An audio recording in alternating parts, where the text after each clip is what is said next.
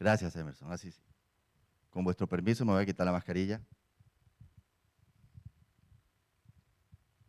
Y desde aquí, pues, mando un abrazo a todos ustedes y a los que estén escuchando por YouTube, a los que no he tenido el placer de saludar hasta el momento.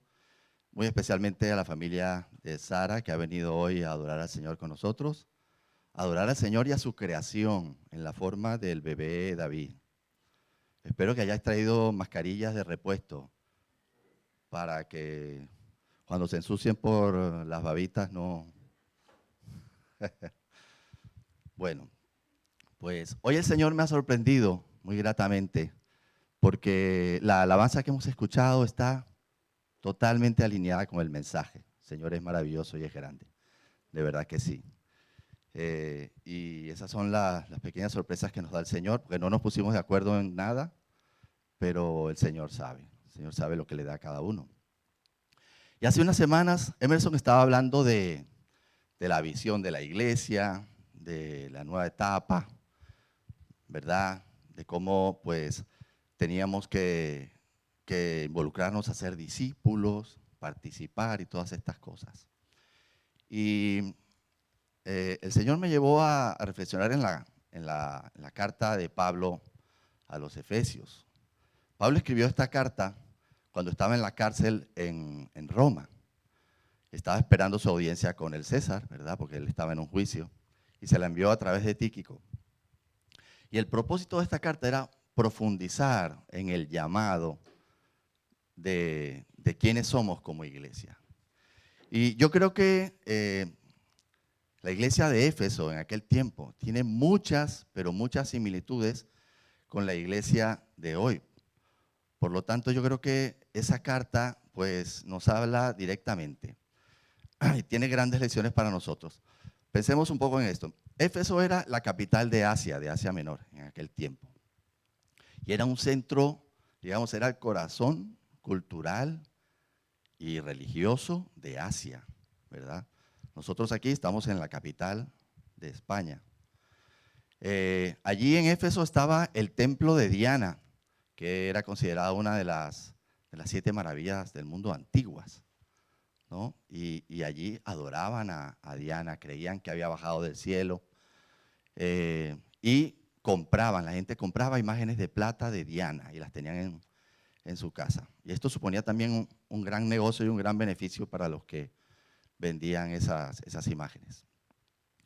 Por tanto, fue un lugar donde Pablo predicó y obtuvo muchos seguidores, pero también obtuvo mucha resistencia y muchos obstáculos. ¿Os suena eso aquí en España también? En cuanto a las dificultades de predicar el evangelio, pues sí, aquí también tenemos unos cuantos problemas. No nos persiguen, pero hay oposición y hay rechazo. Entonces, un poco para hacer historia. Pablo, cuando estaba en su segundo viaje misionero, tenía la intención de ir a Asia, pero nos dice la palabra que el Espíritu no lo dejó. No era el tiempo en ese momento de ir a Asia. Terminó yendo a Filipos y a otros sitios. De regreso de su tercer viaje misionero, él pasa por Éfeso. Y se consigue a unos creyentes que había conseguido Apolos.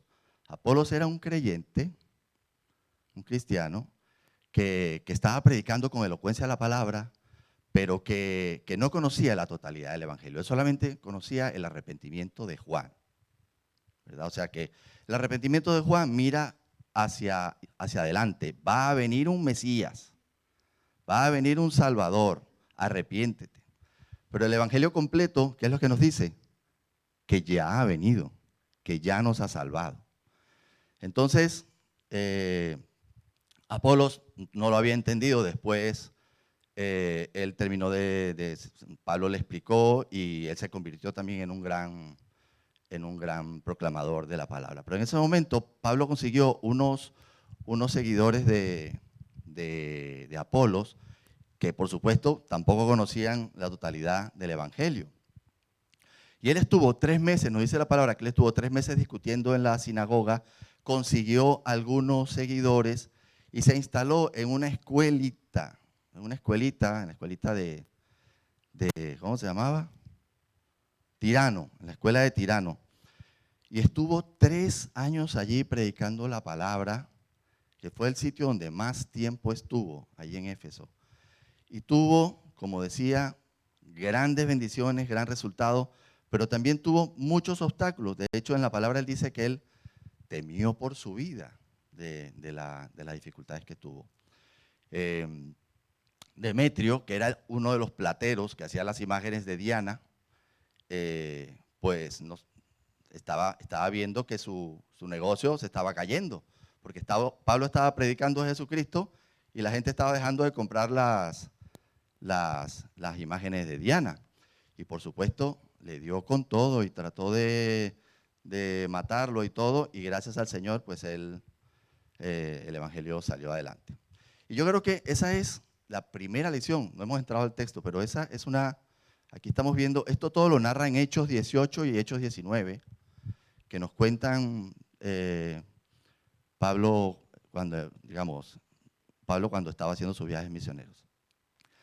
Pero aquí está la primera lección, o sea, cuando una iglesia o cuando los creyentes solamente tenemos el evangelio a medias, no tenemos la plenitud del Espíritu, la llenura del Espíritu, ¿verdad? Pues no vamos a conseguir resultados.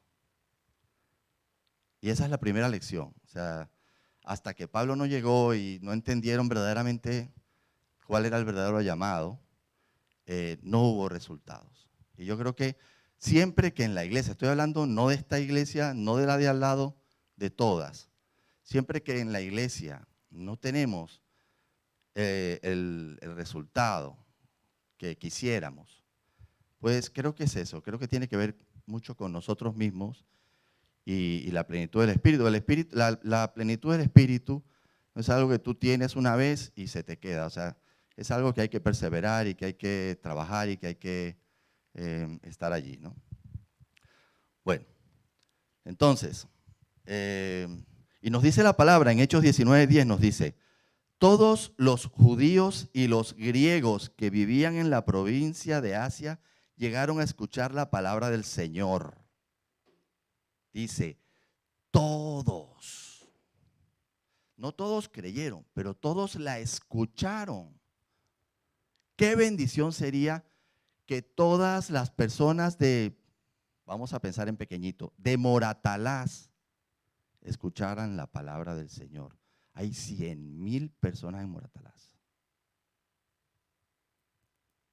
Sin decir que pudiéramos decir todas las personas de Madrid o de España, ¿verdad? Ese es el llamado que tenemos y eso es lo que tendríamos que hacer.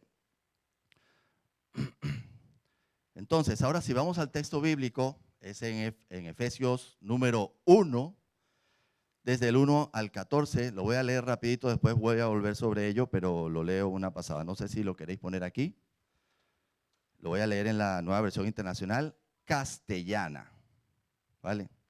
Dice así: Pablo, apóstol de Cristo Jesús por la voluntad de Dios, a los santos y fieles en Cristo Jesús que están en Éfeso.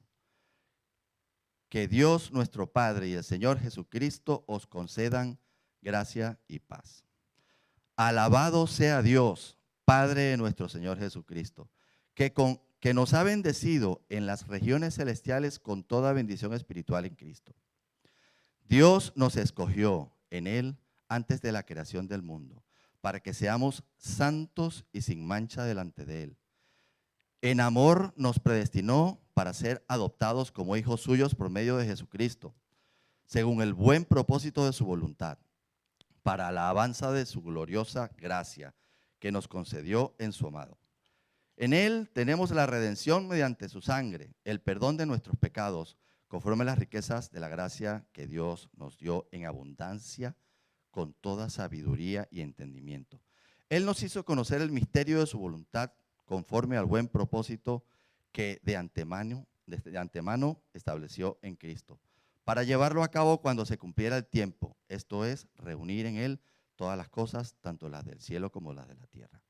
En Cristo también fuimos hechos herederos, Pues fuimos predestinados según el plan de aquel que hace todas las cosas conforme al designio de su voluntad, a fin de que nosotros, que ya hemos puesto nuestra esperanza en Cristo, seamos para alabanza de su gloria. En él también vosotros, cuando oísteis el mensaje de la verdad, el evangelio que os trajo la salvación, y lo creísteis, fuisteis marcados con el sello que es el Espíritu Santo prometido. Esa garantía garantiza nuestra herencia hasta que llegue la redención final del pueblo adquirido por Dios para alabanza de su gloria.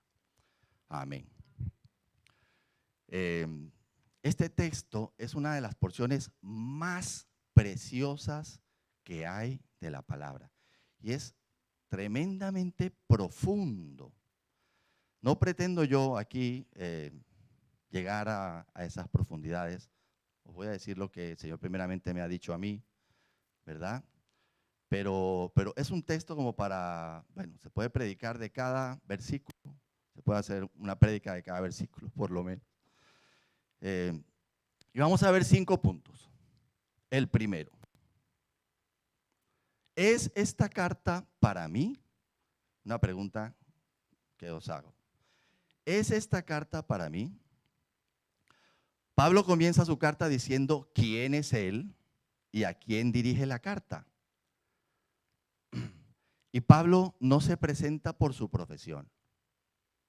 Él era constructor de carpas, pero él no dice eso, ¿verdad? No sé si seguro que todos aquí han estado en algún curso o en alguna dinámica donde dicen que todos deben presentarse. Y entonces, di quién eres, qué expectativa tienes o qué esperas, tal, ¿no? ¿Y qué es lo que hace todo el mundo cuando se presenta? Dice, yo soy Carlos, soy fontanero y espero pues aprender mucho, qué sé yo. Típico, ¿verdad? ¿Quién ha hecho eso aquí? Pues todos, ¿verdad? Seguramente que todos. Pero Pablo no dice, yo soy Pablo, constructor de tiendas. ¿Qué dice él? Apóstol de Cristo por su voluntad. Apóstol es una palabra que significa enviado, ¿verdad? Y claro, respetando las diferencias, porque claro, los primeros apóstoles fueron los primeros enviados por nuestro Señor. Todos hemos sido enviados. Todos hemos sido enviados. No por eso nos tenemos que llamar apóstol, como hacen muchos por ahí, pero sí somos enviados. Nuestra identidad no es necesariamente nuestra profesión. ¿Quién soy yo, Douglas? Yo soy ingeniero, ¿no? La verdad es que somos más que lo que hacemos para ganarnos la vida. Entonces, esta palabra apóstol significa enviado, delegado, embajador, representante. Estoy seguro que también muchos de ustedes habrán ido alguna vez a alguna reunión de la comunidad, ¿verdad? O a una reunión de tal como representantes de los padres o de su colegio o de alguna cosa, que eres representante. Pues aquí Pablo está diciendo que es el representante de Cristo. Y yo quiero decirte hoy que tú también, todo lo que haces, si eres un discípulo, no un creyente, un discípulo, como decía también Sara la semana pasada, nosotros también somos representantes de Cristo. ¿Ok? Entonces, Pablo está muy claro en quién es. ¿Nosotros estamos claros? ¿Nosotros estamos claros? Título de esta predicación, como ya lo comentó Mayra, ¿quiénes somos, dónde estamos y qué ofrecemos? Esto es lo que tú consigues en todas las páginas web. Tú te metes en una página web y consigues arriba. ¿Quiénes somos? ¿Dónde estamos? ¿Qué ofrecemos? ¿Qué hacemos? Todo el mundo busca decir a los demás quién es, dónde está y qué es lo que ofrece. Menos nosotros. Quizá. Entonces, la idea de hoy es que nos reafirmemos en estas cosas. Y este texto, como lo vamos a ver, es una alabanza, primeramente al Dios Padre, segundamente al Dios Hijo Jesucristo y tercero al Espíritu Santo. Los versículos 3 al 6 son una alabanza al Padre, después del 7 al 12 creo, son al Hijo, y el 13 y el 14. Y lo hemos cantado en la primera canción. Entonces, pero además dice, Pablo dice, por voluntad de Dios. Y sabemos que la voluntad de Dios, ¿cómo es? Según nos dice Romanos 12, ¿cómo es? Buena, agradable y perfecta, ¿verdad? Siempre y cuando vaya con la nuestra. Vale. Y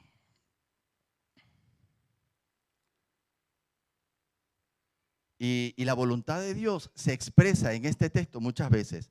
En el versículo 1 nos dice, Pablo es enviado por la voluntad de Dios. Pero en el versículo 5 nos dice, como ya vamos a ver, que nos predestinó para ser adoptados como hijos suyos. Eso es voluntad de Dios. En el 9 nos dice que nos hizo conocer el propósito de su voluntad. El propósito de su voluntad. Y en el 11 nos dice que por su voluntad hemos sido predestinados a ser herederos. O sea que todo esto tiene que ver con la voluntad del Señor. Ahora bien, ¿a quiénes dice el texto que escribe Pablo? Él dice, a los santos y fieles en Cristo Jesús que están en Éfeso. ¿Quién se identifica con eso? Levante la mano. Bueno, nadie aquí es de Éfeso. Vale, supón que dice a los santos y fieles en Cristo que están en Madrid. ¿Quién se identifica con eso? Ok, voy a hacer la pregunta de otra manera. A los santos. ¿Quién aquí se identifica como santo? Levante la mano el que sí. Levante la mano el que no. Levante la mano el que no ha levantado la mano. Pues, ¿sabéis lo que significa santo? Eso, apartado. Hemos sido apartados para un propósito. Acordaros que cuando santo se usa como sujeto, en este caso los santos, se refiere a los apartados. Somos discípulos del Señor y hemos sido apartados para una misión, para un propósito. Ahora, cuando dice los santos, o sea, ¿qué tal persona es santa? Que lo dice como adjetivo, ¿verdad? Como decir, es guapa, o es chiquita, o es grande, o es bonita, o es fea. Eso es un adjetivo. Pues ahí sí, ahí se está refiriendo, digamos, a la perfección. Solo hay un santo, ¿verdad? Que es Jesucristo. Pero cuando habla de sujeto, a los santos, se está refiriendo a los apartados. Entonces, la pregunta número 1 debería estar clara. ¿Es esta carta para nosotros? Pues si tú eres un discípulo de Jesús, discípulo voy a decir, porque creyentes hasta los demonios creen, como bien nos dejó claro Sara la semana pasada. Si tú eres un discípulo de Jesús, entonces sí es contigo.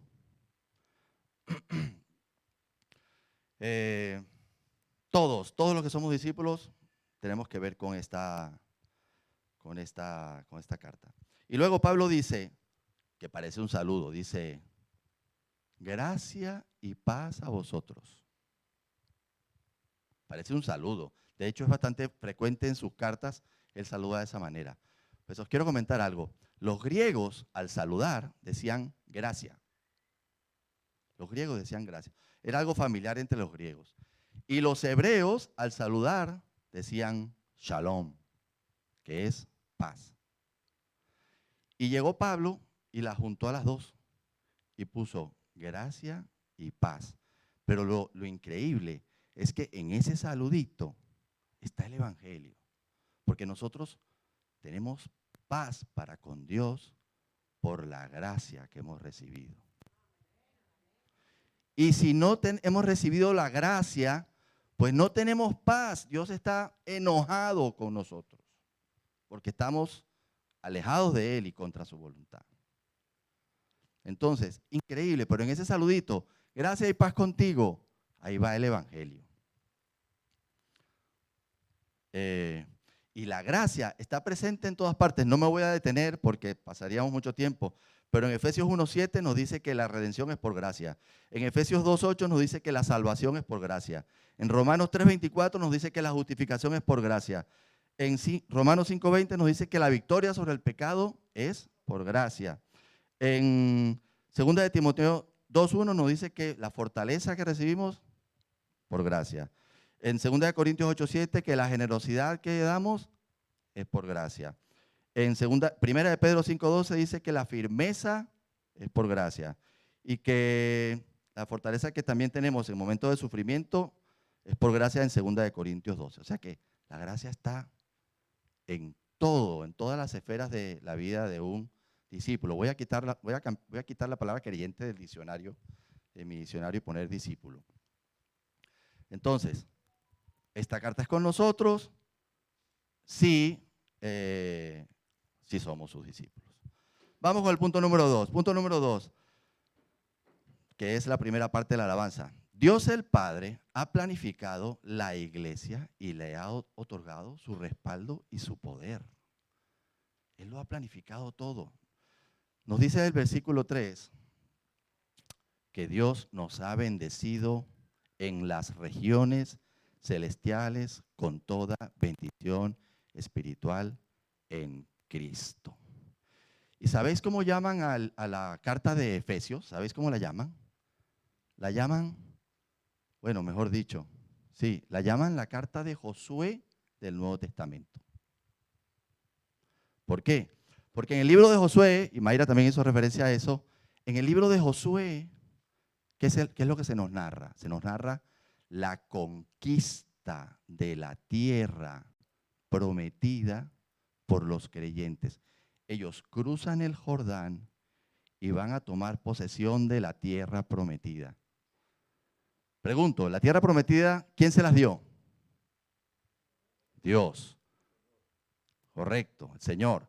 Pero ahí había gente, ¿no? O sea que el Señor no les dio la tierra diáfana y lista y decorada.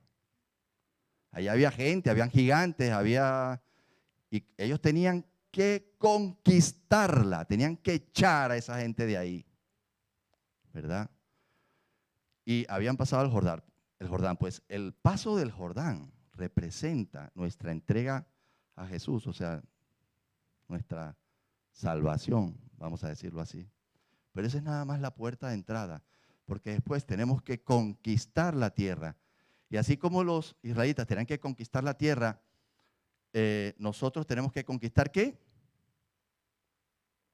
Las bendiciones espirituales en los lugares celestiales en Cristo. Nosotros no tenemos que conquistar la tierra, pero sí las bendiciones espirituales. Y el primer trabajo que tenemos que hacer es en nosotros mismos. Y tenemos que sacar a los que ocupan esa tierra. Tenemos que sacar nuestros vicios, nuestros malos hábitos, nuestros problemas, nuestro orgullo, nuestro todo. Esa es la tierra que hay que conquistar. La santificación. Y aquí sí lo estoy usando como adjetivo. Ese proceso de santificación, de hacernos a la imagen de Cristo, es la conquista que tenemos que hacer. Leo Josué 1, 2 y 3, dice, le dijo Dios a Josué, le dice, tú y todo este pueblo deberéis prepararos para cruzar el río Jordán y entrar a la tierra que os daré a vosotros los israelitas. Tal como prometí a Moisés, yo os entregaré a vosotros todo lugar que toquen vuestros pies. Qué promesa tan maravillosa. Pero, o sea, la victoria estaba asegurada, pero igual ellos tenían que ir. Y le dijo, esfuérzate y sé valiente y no te apartes de mi palabra. Ok, entonces, ¿cómo nosotros vamos a conquistar? Igual, manteniéndonos en su palabra y esforzándonos, por supuesto, pues estamos en guerra. Entonces,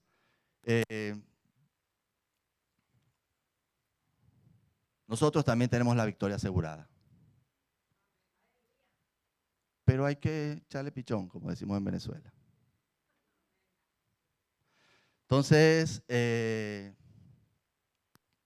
hay una ilustración que es que hay una historia de un hombre que se llamaba Stanley Walker, creo que ya la he dicho en el pasado. Este hombre heredó unos millones vivía en Chicago y heredó millones de dólares. Pero él era un pordiosero, o sea, era una persona sin hogar. Y de pronto alguien le dejó a un familiar lejano que murió, que tenía una gran fortuna, se la dejó a él. Pero ¿saben qué? Él no se enteró. Lo estaban buscando para entregarle la fortuna y no lo encontraban. Lo buscaban en las calles porque les habían dicho que estaba en las calles hasta que lo encontraron. Pero lamentablemente lo encontraron muerto. No pudo disfrutar de la herencia que le dejaron. Ni siquiera lo llegó a saber. No seamos como él. Tenemos una herencia, como vamos a ver en los siguientes versículos, gigante. Pero a veces nos quedamos, cruzamos el Jordán y nos quedamos en la orilla del Jordán. Ahí nos quedamos. Ya yo soy salvo. Déjame hacer mi parrillita aquí, en la orilla mi barbacoa aquí en la orilla del Jordán. Me la voy a pasar bien. Ya, yo estoy salvo. No, no es allí donde nos tenemos que quedar. Tenemos que conquistar. Bueno, entonces, y ese proceso de santificación es un proceso de transformación. Sara nos predicó sobre eso la semana pasada, nos habló de la transformación de quién. A ver si se acuerdan. ¿Quién estuvo aquí la semana pasada? ¿Pero de quién? ¿Cuál fue el ejemplo que utilizó? De Pedro. Ella habló de la transformación de Pedro. Cómo Pedro en las escrituras se ve como al principio era una persona impulsiva, que hablaba un poco sin pensar, y se convirtió en la piedra, bueno, la piedra angular es nuestro Señor, en pilar de la iglesia. Eso es un proceso de transformación, de conquista. Ese es el proceso que nosotros tenemos que seguir. Entonces, que son bendiciones espirituales. Bueno, pero ahí no me están dando comida, no me están dando piso. Familia, todo es espiritual. Todo lo físico responde a lo espiritual. No significa esto que si tú eres espiritual vas a tener millones. No, no. Eso no es lo que estoy diciendo. Lo que estoy diciendo es que lo que tenemos es algo mucho más grande que lo material. Entonces, vayamos entonces al versículo 4, que dice: Dios nos escogió en Él antes de la creación del mundo para que seamos santos y sin mancha delante de Él. Es el proceso de transformación del que estamos hablando, la conquista. Nos escogió para que seamos santos y sin mancha. Ojo, yo aquí no quiero entrar en temas de la doctrina de la predestinación y eso, no, ese no es mi propósito. ¿Ok? Pero cuando dice aquí que Él nos escogió antes de la creación del mundo, Él tenía un plan, Dios tenía ya el plan hecho y nos escogió antes de la creación del mundo para que seamos santos y sin mancha. Es decir, yo no sé, aquí no está hablando de que nos escogió los que van a ser salvos y escogió a los que no van a ser salvos. No estoy diciendo que no sea así. Estoy diciendo que aquí no está hablando de eso. Lo que está hablando es que escogió a los que sean salvos, discípulos, porque acordaros que está hablando a los creyentes. A los creyentes los ha predestinado a que sean santos. No de que fulano va a ser creyente y fulano no, sino que si tú eres creyente, estás predestinado a llegar a ser santo. Eso es lo que está diciendo aquí. Entonces, después dice en el versículo 5, nos predestinó para ser adoptados como hijos suyos por medio de Jesucristo. Esta palabra, predestinó, viene del griego pro horizon. Pro significa desde antes y horizon es el origen de la palabra horizonte, que es algo que se ve a lo lejos. Pro horizon es una meta o un destino desde antes, está fijado desde antes. Entonces, esa meta es nuestra santificación. Y que la vemos lejos porque sabemos que no estamos allá todavía, ¿verdad? Pero es eso.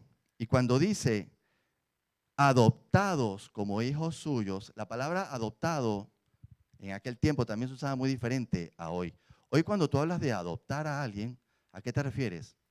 A un procedimiento legal donde tú haces un documento y te conviertes en el padre de un niño. Pero en ese tiempo no era así. En ese tiempo esa palabra se utilizaba cuando un niño se hacía adulto y se convertía en heredero de su padre. Es como el paso a la vida adulta de un niño. Es un niño que se convierte en adulto y como tal con todos los derechos. De eso es que nos está hablando aquí. De nosotros en ese proceso de transformación llegar a ser adultos, llegar a ser perfectos, llegar a ser de la estatura de Cristo. Entonces, nuevamente está la palabra predestinado, pero está hablando de ese mismo proceso de santificación. Ok, entonces, nos dice Romanos 8:23. No sé si la puedas poner ahí. Dice, nosotros mismos que tenemos las primicias del Espíritu, gemimos interiormente mientras aguardamos nuestra adopción como hijos, es decir, la redención de nuestro cuerpo. Nosotros hemos sido salvos, pero no del todo. Por favor, quédate con eso. Si tú eres discípulo de Cristo, tú eres salvo, pero no del todo. Tu salvación todavía está en proceso, porque seremos totalmente salvos cuando seamos regenerados nuestro cuerpo y vayamos a su presencia, ¿verdad?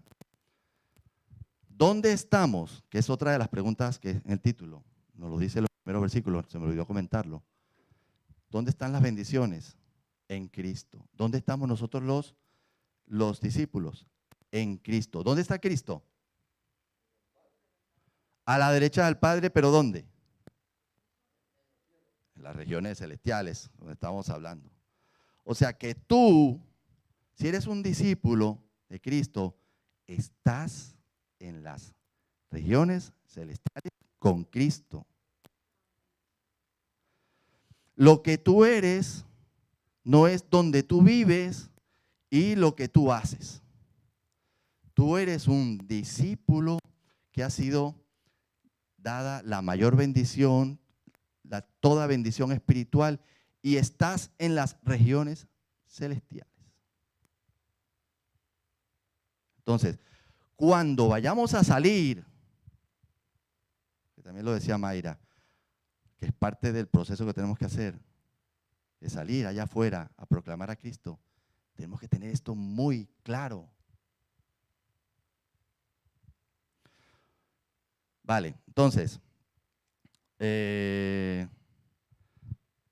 versículo 6 nos dice, bueno, ya dice, para alabanza de su gloria. O sea, todo este proceso en que nosotros crecemos y tal, es lo que agrada a Dios. Es lo que a Dios le gusta. Que nosotros seamos entregados, que nosotros confiemos en su palabra, seamos transformados, cumplamos su misión. Ahí es que está, ahí es que somos alabanza del Padre. Si nos quedamos en la orilla, en una barbacoa, no somos alabanza del Padre. Vale, siguiente punto, 3. Dios, el Hijo, ha pagado el precio por la iglesia, la ha comprado.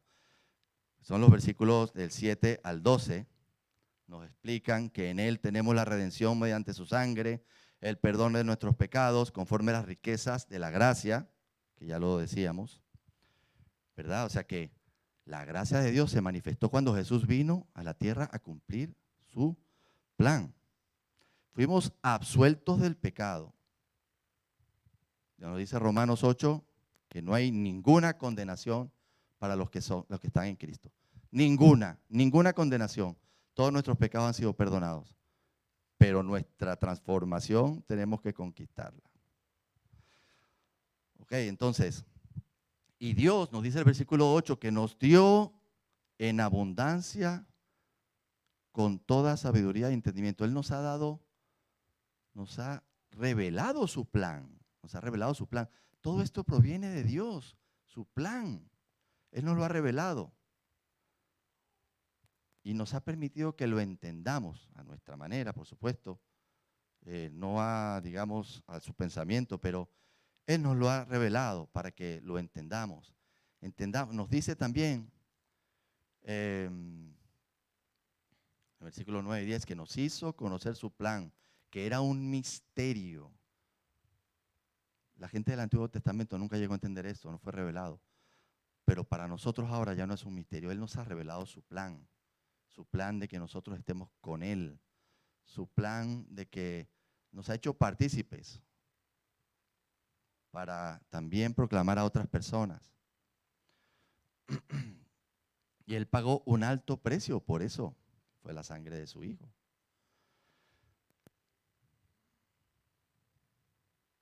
Y nos dice el texto también que hemos sido hechos heredad. ¿Sabéis quién era la heredad de Dios en el Antiguo Testamento? Correcto, Israel. Israel era la heredad de Dios, pero ahora nosotros, la iglesia, hemos sido hechos su heredad también. Y estamos hechos para glorificarle. ¡Qué bendición!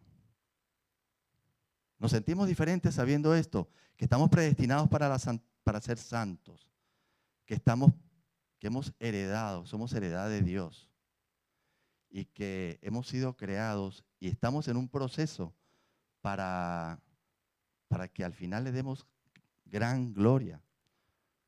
Eso nos hace entender que no somos el fontanero, que no hay nada de malo en eso, pero que no es eso lo que somos.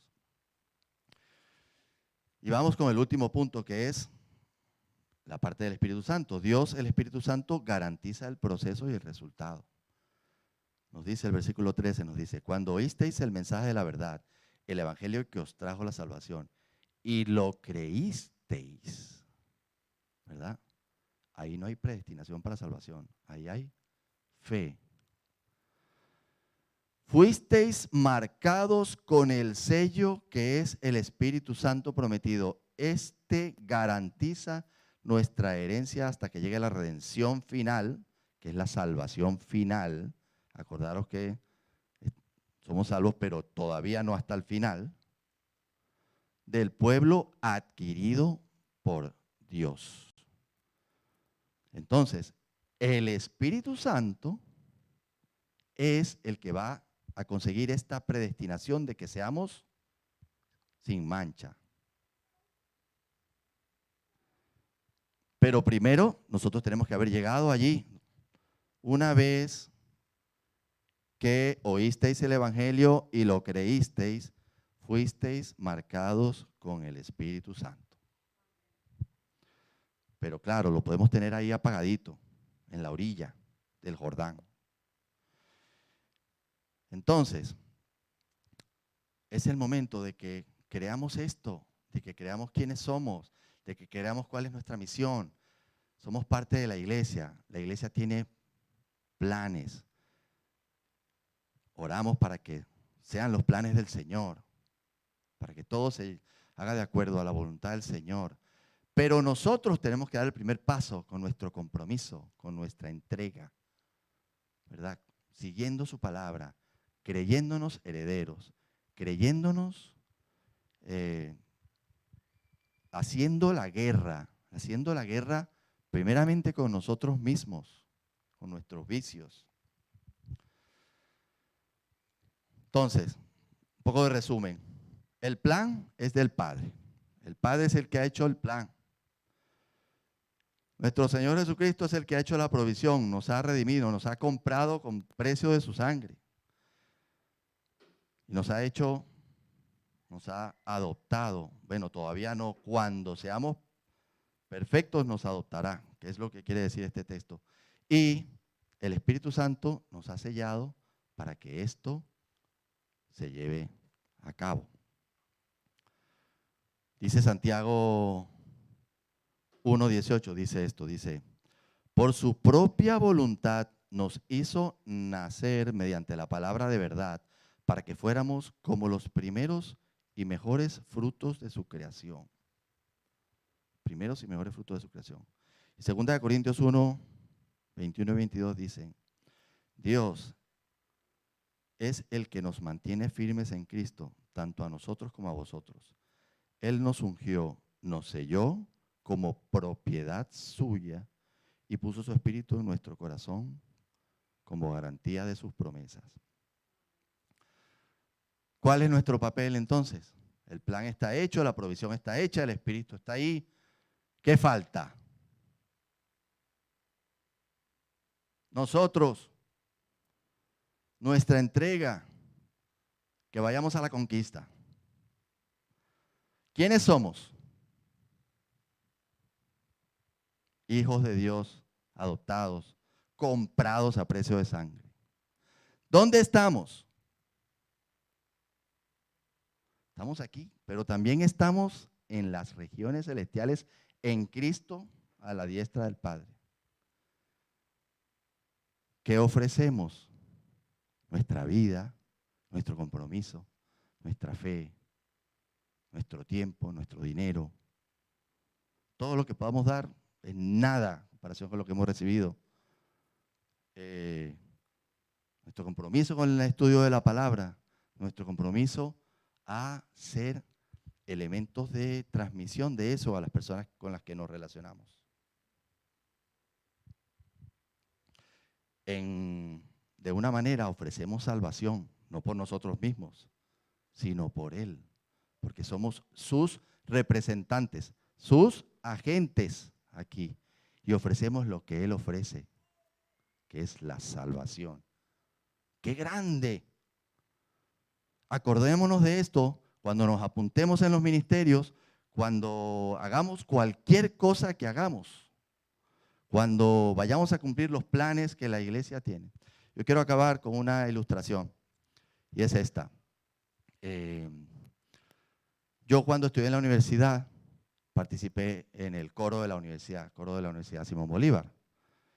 Fue un tiempo precioso porque el director era una persona muy reconocida, se llama Alberto Grau, y su esposa María Guinán, y eran conocidos en el mundo. Entonces nos llevaron de gira por Europa, nos llevaron de gira por varios sitios. Y claro, cuando un muchacho de 19 años se junta con otros muchachos cantando y va de gira, pues son de los momentos más preciosos que yo recuerdo en mi vida. Y esto os lo digo porque en estos días el coro de la Universidad Simón Bolívar cumplió 50 años y con motivo de eso, unos ex coralistas organizaron un evento para hacer un reencuentro aquí en Madrid, donde invitaron al maestro Grau, que ahora tiene 84 años, lo invitaron a que nos uniéramos, coralistas de todas las generaciones de la universidad, vinieron de muchos países para hacer un concierto. El tema no era el concierto en sí, salió ahí más o menos. La gente dice que bien, fue ayer el concierto, pero el tema era el reencuentro. Y cantar en un coro es una ilustración preciosa de hacer las cosas en comunidad, porque tienes que estar en armonía unos con otros y tienes que seguir las pautas de lo que tienes escrito, la partitura, que podríamos decir que es un símil de la palabra, y estás siguiendo a un director que está marcando el camino. Y solo si se cumple todo eso, que tú te has estudiado la partitura, que tú tienes el compromiso de asistir a los ensayos, que tú sigues al director, solo cuando todo eso se da, porque tú puedes no ir a los ensayos, y tú puedes no saberte la canción, y tú puedes ir a tu bola y no seguir al director. Solo cuando eso se da, es que suena increíble. Y si unos coralistas que no conocen al Señor pueden hacerlo, pueden ponerse de acuerdo para hacer eso, ¿por qué nosotros no podemos hacer grandes cosas que estamos empoderados por el Espíritu Santo y somos herederos del Señor? Yo desde aquí nos aliento a eso, a que seamos comprometidos, entregados y que cambiemos Moratalaz, que logremos que los 100,000 habitantes de Moratalaz escuchen la palabra de Dios. Ya ellos verán si creen o no. Amén. Oremos. Amado Dios y Señor, gracias por tu palabra, porque nos habla de una manera increíble. Gracias porque en este texto, Señor, nos dices de las bendiciones enormes, de los privilegios increíbles que nos has dado por gracia, porque no merecemos absolutamente nada, Señor. Pero tú te has glorificado en darnos estas cosas, Señor. Ayúdanos a estar juntos en armonía, a seguir tu partitura, Señor, a llevar esta guerra contra nosotros mismos, nuestra carne, contra el mismo enemigo, contra las potestades, los principados, Señor, y a cumplir la misión, porque tú nos has apartado no para que hagamos una parrillita en el otro lado del Jordán, sino para que vayamos a conquistar las bendiciones espirituales y podamos ser testigos de tu amor y de tu gloria, Padre. Ayúdanos, Señor, guíanos a todos y cada uno. Mira la vida de cada uno de los que están aquí, Señor, y hazle ver cualquier cosa que esté trabando esto en su vida, en la de ellos y en la mía y en la de todos, Señor, porque todos somos pecadores, Padre. Gracias.